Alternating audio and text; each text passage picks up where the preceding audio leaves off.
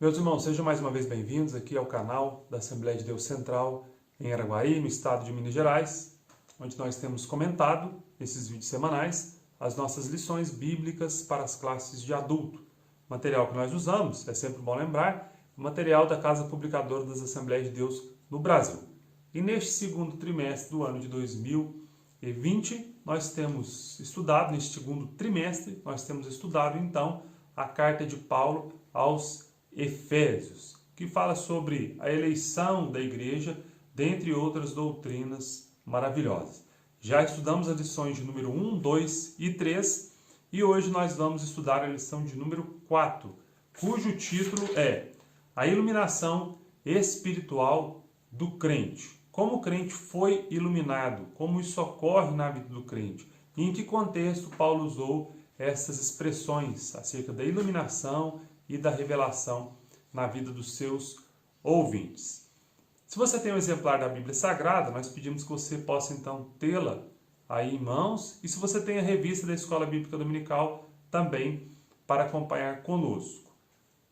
A nossa lição de hoje vai se concentrar em Efésios, do capítulo de número 1, e dos versículos de número 15 até o versículo de número 23, cuja leitura, se você tiver a oportunidade, você faça aí e nós, ao longo do comentário, vamos estar explorando alguns versículos desse trecho.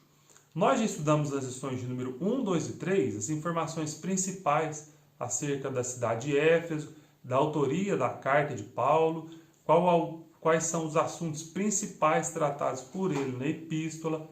Também falamos da doxologia, da graça inicial que Paulo deu a Deus, bendizendo a Deus, louvando a Deus pela sua grande obra. Falamos também na última lição sobre a eleição e predestinação à luz da palavra do nosso Senhor Jesus Cristo. Hoje nós vamos falar então sobre a iluminação espiritual do crente. Nos versículos de número 15 até os versículos de número 23, Paulo se dirige aos seus irmãos, inicialmente demonstrando que ele havia recebido notícias e informações sobre aqueles crentes. Porque Paulo inicia, sim, essa sessão no versículo de número 23. Pelo que, ouvindo eu também a fé que entre vós há no Senhor Jesus e o vosso amor para com todos os santos. Duas informações chegaram até Paulo. Primeira informação, acerca da fé notável daqueles seus destinatários, e a segunda acerca do amor daqueles irmãos uns para com os outros. Nesses dias de pandemia que nós estamos recolhidos nos nossos lares, nas nossas casas, nós sabemos que nós temos sido testados, provados acerca do nosso comportamento cristão. E uma coisa importante Paulo ouviu daqueles irmãos, e seria bom que se ouvisse também acerca da nossa conduta, sobre a nossa fé em Jesus Cristo. Como anda a tua fé em Jesus Cristo nesses dias que você tem sido privado de ir ao templo, de frequentar a casa do Senhor? Infelizmente, muitas pessoas só conseguem exercer a fé, só conseguem exercitar a oração ou a leitura bíblica quando vão ao templo. Esses dias que nos foram impostos contrários à nossa vontade, o fato de nós termos que ficar em casa, reclusos na pandemia, saindo só para questões realmente necessárias, isso tem trazido muito prejuízo para as pessoas como um todo, para a igreja, para a sociedade em geral. É um momento oportuno para avaliarmos a nossa fé. Paulo ouviu acerca de uma fé exemplar daqueles cristãos em Éfeso. E o que se pode ouvir acerca da nossa fé em Jesus? Que mesmo privados de ir ao templo, nós temos exercitado a nossa fé orando, lendo a palavra de Deus, jejuando, se esforçando para manter ou aumentar a cada dia a nossa comunhão com Deus. Isso é o que se deve ouvir acerca da nossa fé em Jesus. Em segundo lugar, Paulo também nos informa que ele ouviu acerca do amor daqueles irmãos para com os santos.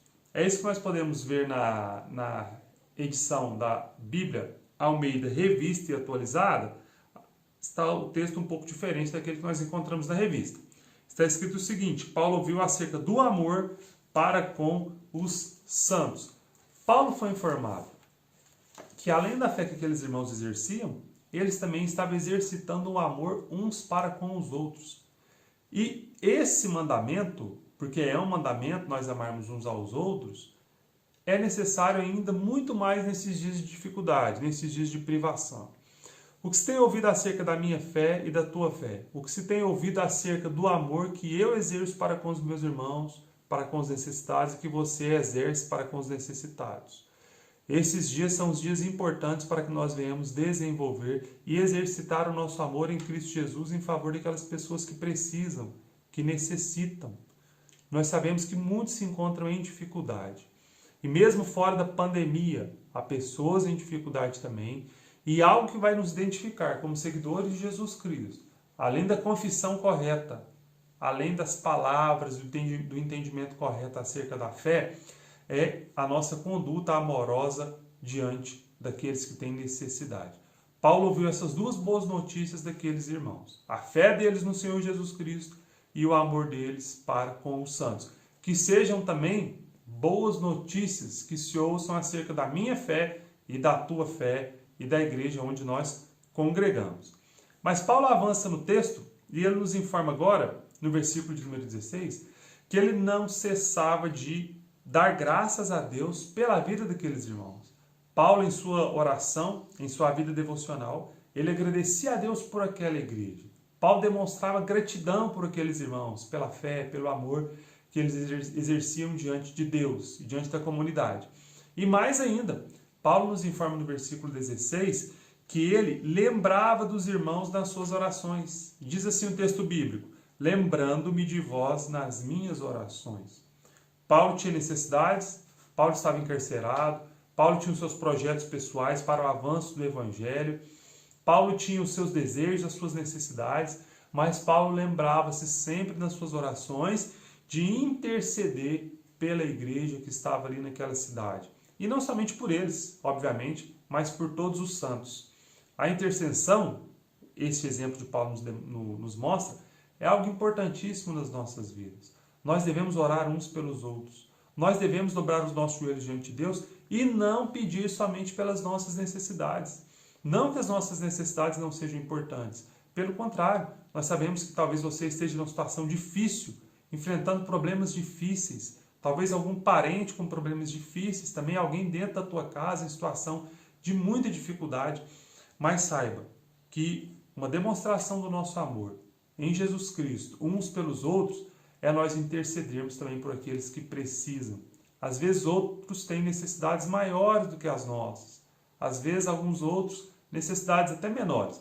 Mas a verdade é que nós devemos interceder uns pelos outros. E Paulo fazia isso e nos deixa o exemplo. Quando ele diz: não cesse de dar graças a Deus por vós. Mas ele também diz: lembrando-me de vós nas minhas orações.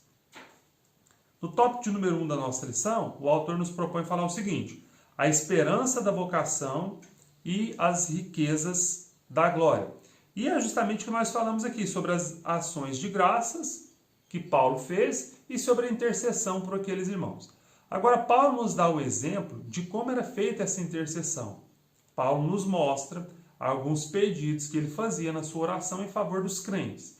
Esses pedidos podem servir de exemplo para nós também e para a nossa oração. Paulo nos diz o seguinte, versículo 17, acerca do que ele orava em favor dos seus irmãos. Para que o Deus de nosso Senhor Jesus Cristo, o Pai da glória, vos dê em seu conhecimento o espírito de sabedoria e de revelação. Paulo informa que ele pedia a Deus que concedesse aos irmãos destinatários da sua carta espírito de sabedoria e de revelação. Qual o propósito? Deus, obviamente, quer que todos nós tenhamos sabedoria, que nós tenhamos conhecimento, que nós tenhamos da parte dele a correta compreensão acerca do Evangelho. E Paulo pede em favor dos seus irmãos que Deus lhes conceda o espírito de sabedoria e espírito de revelação. Para ficar aqui um exemplo para nós acerca do uso dessa expressão também no Antigo Testamento, em Êxodo, no capítulo de número 31, nós podemos ver na Bíblia, no versículo de número 3, que Deus concedeu, nós sabemos que ele concede, sabedoria aos homens. Êxodo, capítulo 31, no versículo de número 3, diz assim, versículos 1, 2 e 3. Disse mais o Senhor a Moisés: Eis que chamei pelo nome a Bezalel, filho de Uri, filho de Ur, da tribo de Judá, e o enchi do Espírito de Deus, de habilidade, de inteligência, de conhecimento, em todo o artifício. Deus fala aqui que concedeu sabedoria, inteligência e entendimento ao homem para fazer a sua obra. A palavra de Deus nos diz que se alguém tem falta de sabedoria, que peça a Deus, que Ele dá. A palavra de Deus também nos fala que o temor a Deus é o princípio da sabedoria. Você é uma pessoa que precisa de sabedoria, de entendimento, de inteligência, principalmente nesses dias de dificuldade, peça a Deus.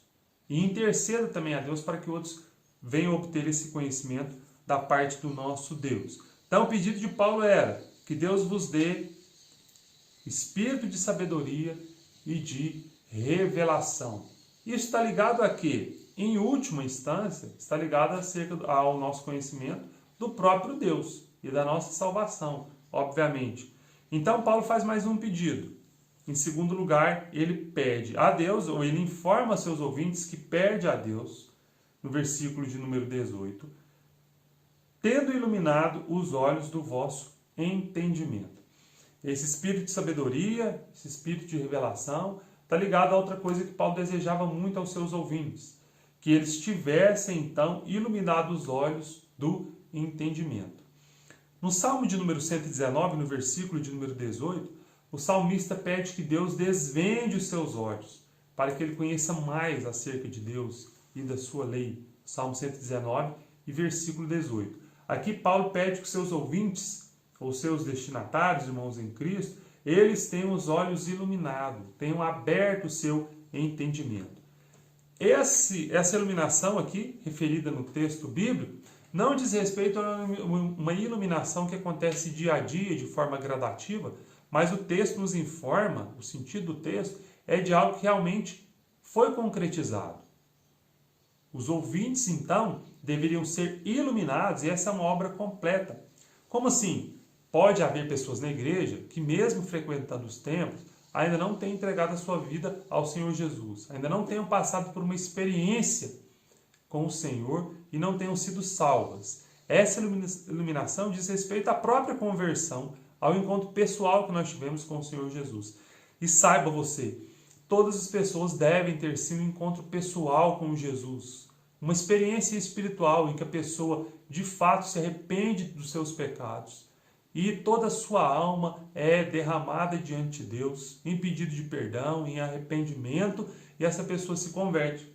Olha, o apóstolo Paulo tinha muito conhecimento acerca da palavra de Deus, muito conhecimento do Antigo Testamento, interpretava o Antigo Testamento, ensinava, defendia, até com armas, mas Paulo precisou de fato ter um verdadeiro encontro com o Senhor Jesus Cristo para que pudesse conhecer o Evangelho e saber que a verdade estava na pessoa de Jesus. Você também, se não passou por essa experiência, você precisa dessa experiência. Não semelhante de Paulo, de perder a visão, obviamente, mas uma experiência no sentido de encontrar-se com o Senhor Jesus Cristo. E você pode buscar isso, arrependendo-se dos seus pecados, pedindo perdão a Deus, se entregando a Ele se você não o fez. Se você já o fez, se você de fato já teve experiência com o Senhor, você já então nasceu de novo. É aquilo que Jesus explicou para Nicodemos que era necessário. É necessário nascer de novo. E não voltando ao ventre.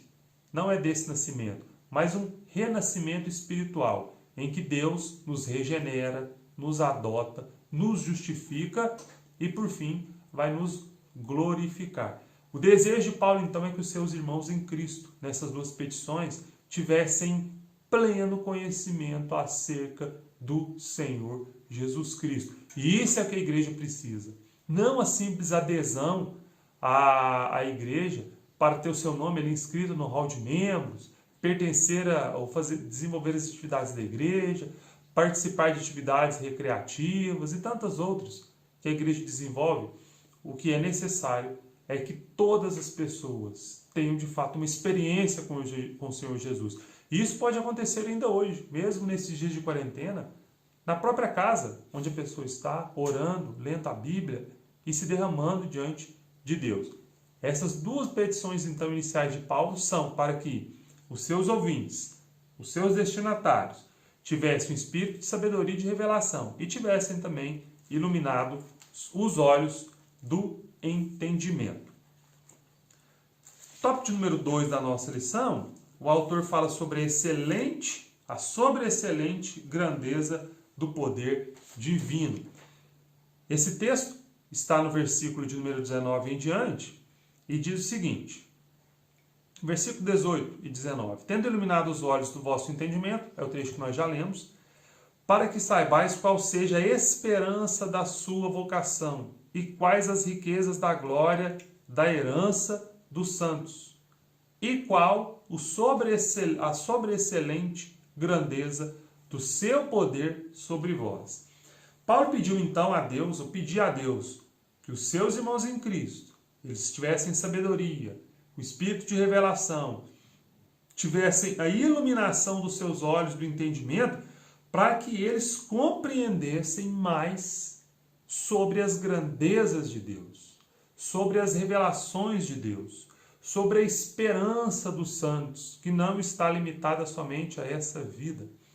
Eu sei que é importante nós passarmos por esse momento, no sentido de vencermos esse momento de pandemia, nós sabemos disso, essa é a nossa convicção, é o que nós esperamos, mas esse momento pode passar, e nós queremos que vai passar, mas podem surgir depois outras dificuldades, tanto a nível nacional, como a nível pessoal, talvez você enfrente algumas dificuldades, mas o que nós sabemos é que a nossa esperança, e é isso que Paulo queria que os seus ouvintes entendessem, a nossa esperança está muito além da superação de uma pandemia ou de uma eventual crise econômica. A nossa esperança está firmada em Jesus Cristo. E a nossa esperança é em ter o nosso Senhor Jesus Cristo um dia diante dos nossos olhos, face a face.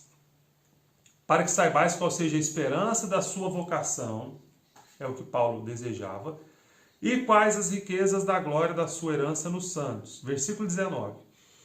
E qual a sobreexcelente grandeza do seu poder sobre nós, os que cremos, segundo a operação da força do seu poder. O tópico número 2 da lição, e nos versículos que nós lemos aqui, o autor nos propõe a falarmos sobre a sobreexcelente grandeza e força do poder divino. Qual é a medida do poder de Deus? Seria possível o homem medir isso? Seria possível o homem atingir ou conhecer os limites do poder divino? Obviamente que não. Mas a Bíblia nos dá ricas e importantes informações e alguns exemplos sobre a grandeza e o poder de Deus. Esse grande poder de Deus, ele foi manifesto na criação do universo, por exemplo. Quando Deus disse, haja, e tudo veio a existir. Esse poder de Deus, esse grande poder de Deus, ele foi manifesto também, por exemplo, nos grandes milagres, ali no Êxodo, na saída do povo de Israel, os filhos de Israel, do Egito, até a terra de Canaã. E Paulo dá outros exemplos acerca dessa manifestação grandiosa do poder de Deus, que estão na nossa revista, mais especificamente, falando ponto a ponto, no tópico de número 3, que tem o seguinte título: Cristo, nosso exemplo de exaltação. Quais são os exemplos que o autor dá aos seus ouvintes sobre a grandeza do poder de Deus? São os versículos de número 20 até o versículo de número 23 do texto bíblico. Efésios 1, capítulo 20 e versículo... Efésios 1, versículos 20 e até o versículo 23. Que manifestou em Cristo, ressuscitando-o dos mortos e pondo-o à sua direita nos céus. O primeiro exemplo que Paulo dá aqui acerca da grandeza do poder divino, para ilustrar para os seus ouvintes essa grandeza do seu poder, é o fato de Deus ter ressuscitado Jesus Cristo dentre os mortos. Alguém pode pensar, não, mas muitas pessoas também já ressuscitaram ali nas páginas do Antigo Testamento e até no próprio Novo Testamento. Ninguém nunca ressuscitou à semelhança de Jesus. Aquelas pessoas que foram mortas no Antigo Testamento, há exemplos disso, e tornaram a vida, nós podemos afirmar que elas foram vivificadas novamente, que elas reviveram, seria a expressão mais apropriada, porque ressurreição de fato só houve com a pessoa de Jesus Cristo. Como assim? A Bíblia nos informa que Cristo, é a primícia da ressurreição. Ele foi o primeiro, porque a semelhança de Jesus, alguém que ressuscitou com um corpo glorioso e que nunca mais morrerá, de fato, ele é único. E Deus manifestou o seu poder na vida de Jesus Cristo nesses termos. Jesus morreu de fato, Jesus esteve morto, mas ao terceiro dia Jesus foi ressuscitado pelo poder de Deus, pelo Espírito de Deus. E à semelhança de Jesus, ninguém jamais ressuscitou. Como? Jesus ressuscitou e mais uma vez nós afirmamos, com um corpo glorificado. Não há mais a possibilidade de Jesus morrer, pois Jesus venceu a morte. E alguém poderia pensar, qual é o pior inimigo que o homem tem, senão a morte? As crises financeiras podem ser vencidas, problemas de relacionamento também podem ser vencidos, problemas de saúde, alguns deles podem ser vencidos, outros amenizados ao longo de muitos anos, mas a morte ninguém pode vencer, a não ser o Senhor Jesus Cristo. E Paulo nos dá o exemplo de Deus, desse poder de Deus foi manifesto na vida do Senhor Jesus Cristo, diante dos olhos dos discípulos, ressuscitando o Senhor dentre os mortos. Esse grande poder de Deus também, Paulo nos dá outro exemplo. Além de ter ressuscitado Jesus dentre os mortos, colocado à direita nos céus, Jesus também foi colocado acima de todo o principado, versículo 21, e poder, e potestade, e domínio, que se nomeia não só no presente século, mas também no vindouro. Além de ter sido ressuscitado, Jesus Cristo foi colocado sobre todo e qualquer domínio, poder e potestade. Nós sabemos que hoje nações disputam e medem forças, às vezes, com o seu poderio bélico, poder das suas armas, se tem ou não, se tem capacidade ou não de desenvolver bombas atômicas e desenvolver ali armas de guerra potentes que podem destruir até nações inteiras. Por mais poderosa que seja qualquer nação, qualquer homem, qualquer poder, eles passarão. Mas acerca de Jesus Cristo, Deus exerceu o seu grande poder, ou Deus deu demonstração do seu grande poder, colocando Jesus acima de todo e qualquer poder. E você pode louvar e glorificar a Deus por isso, porque o Jesus a quem você serve, o Deus a quem você serve, ele está acima de todo e qualquer poder. Mas não só isso, Deus também dá uma terceira demonstração, e Paulo nos informa aqui acerca do seu grande poder, porque sujeitou todas as coisas aos seus pés, sobre todas as coisas, e constituiu Jesus como cabeça da igreja. Além dele estar acima de todas as coisas, obviamente também todas as coisas foram colocadas debaixo dos seus pés, e Deus o constituiu o cabeça da igreja. Veja você o grande poder de Deus manifesto por intermédio do nosso Senhor e Salvador Jesus Cristo. E o que Paulo queria com a sua petição, com a sua oração, é que os crentes tomassem conhecimento dessa grandeza de Deus, que não ficassem apegados às coisas materiais, às coisas menores, às coisas passageiras, mas que de fato tivessem o seu entendimento iluminado, tivessem a sua mente esclarecida para que conhecessem de fato quem é Deus. E a nossa oração é essa, para que você a cada dia conheça mais quem é o Senhor Jesus Cristo, para que você tenha um entendimento iluminado. E não pense que servir a Jesus é só mais uma adesão religiosa porque é necessário, enquanto muitos dizem que o importante é ter uma religião. Não é bem assim. Jesus disse que ele é o caminho, a verdade e a vida. Jesus era de fato exclusivista. O que isso quer dizer? Jesus afirmava que a salvação só estava nele e que fora dele tudo era mentira. Que só ele era o caminho e que fora dele nem o caminho levava a Deus. E essa é a iluminação espiritual que o crente deve ter. E é possível quando ele crê em Jesus e é esclarecido pelo Espírito Santo. Que Deus possa iluminar os teus olhos, abrir o teu entendimento. E que você possa buscar isso em oração, para cada dia ter mais e mais comunhão com Deus. Deus te abençoe em nome de Jesus. Volte aqui na próxima semana, para que nós possamos mais uma vez compartilhar de um estudo da Palavra de Deus e acompanhe os nossos cultos. Terça-feira, quinta-feira e domingo, a partir das 19h30, transmitidos ao vivo no canal aqui Ática ao vivo. Próxima semana continuaremos o estudo da Palavra de Deus. Deus te abençoe. Tenha você os olhos, o entendimento iluminado. Não cesse de dar graças a Deus e de interceder por aqueles que precisam da bênção de Deus. Em nome de Jesus, Deus te abençoe.